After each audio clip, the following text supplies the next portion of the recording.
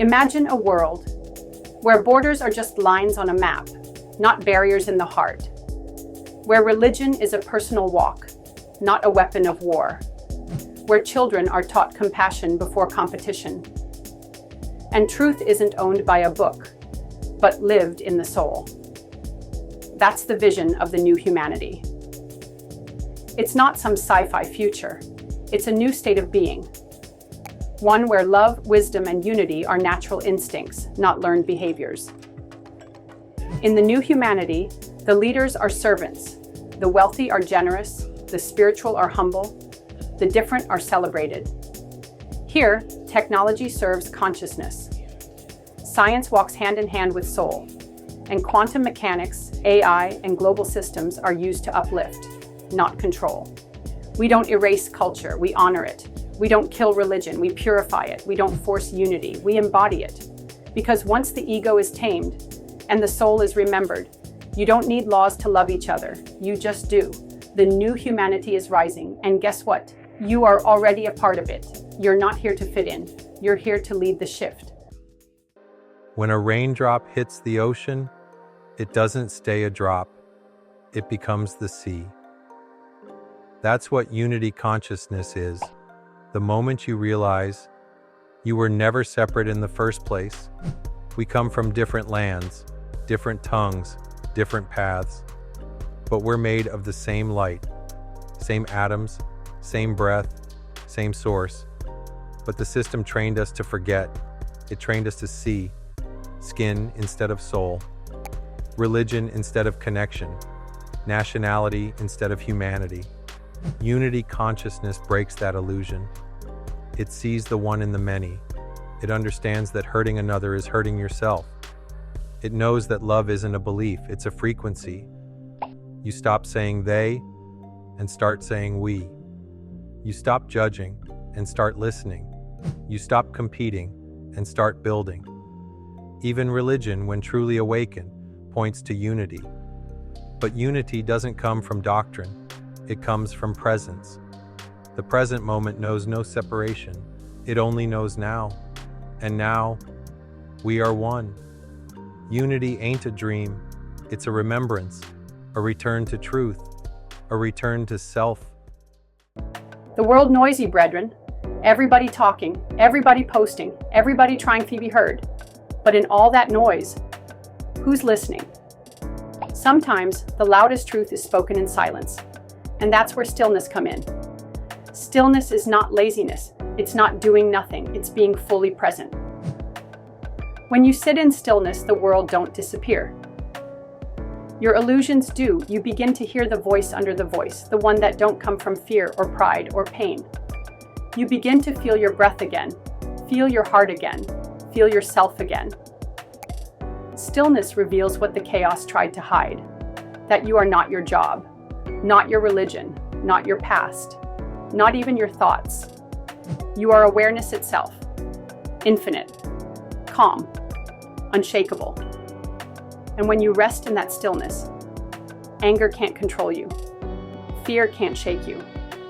The world can't define you, because you're now moving from within. In stillness, you don't find answers. You remember you were the answer all along.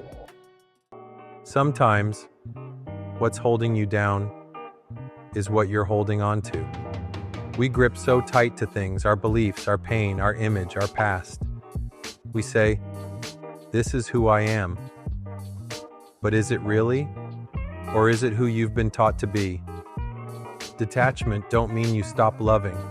It means you stop clinging to control, to opinions, to outcomes, to people who were never yours to begin with. You can love your family and still let go of generational trauma. You can respect your faith and still outgrow the box it put you in. You can walk in your truth without forcing it on the world. See, true power isn't in owning everything, it's in being owned by nothing. The man who must always win is a prisoner of pride. The woman who can't forgive is shackled to her past. The person who can't let go will never rise. Detachment says, I no longer need it to be whole. Not the praise, not the attention, not the approval, not even the pain. When you let go, you don't fall, you float, you rise, you transcend. You're not losing anything, my friend. You're gaining your wings. Transcendence, the path beyond religion, ego, and division. Presented by Spectaculus Brown. History moves in circles. Empires rise, egos expand, division grows, war breaks, then silence, and the cycle starts again. Why? Because we never truly transcended. We upgraded our tech, but not our hearts. We built towers, but never learned to climb within. Now here we are, on the edge of two futures. One path leads to more of the same, more fear, more division, more ego dressed up as religion, politics, race, pride. The other path, transcendence. The courage to rise beyond the story you've been told, the strength to forgive without permission, the wisdom to choose love even when it's hard, the vision to see yourself in all of creation. The choice is simple: transcend or repeat. You were born for this moment, not to follow, but to awaken, not to judge, but to heal, not to dominate, but to unite, not to run, but to rise. So rise, King, rise, Queen, rise, Spirit, and let the world feel your light, because the new humanity starts with you.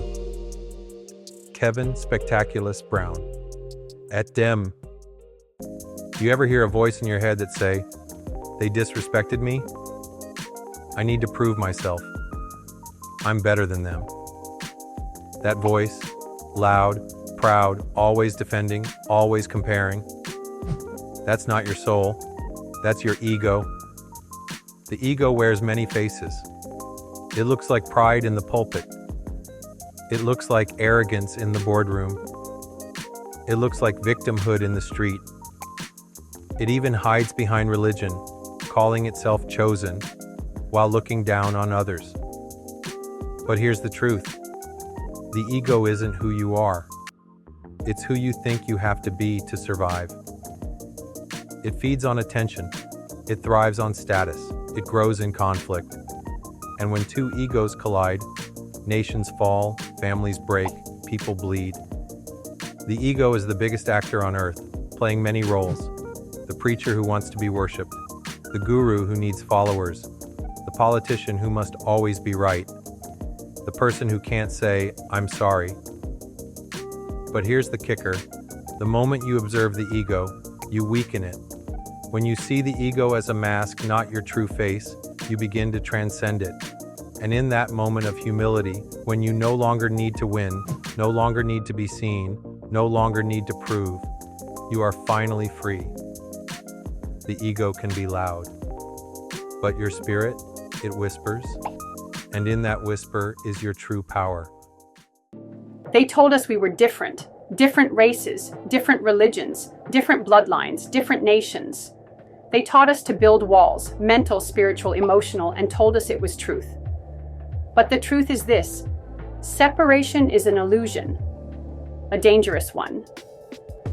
From birth, you were taught what to believe, who to trust, who to fear, and what to worship. Before you ever met your first friend, you were handed your first label: black, white, Muslim, Christian, atheist, Jew.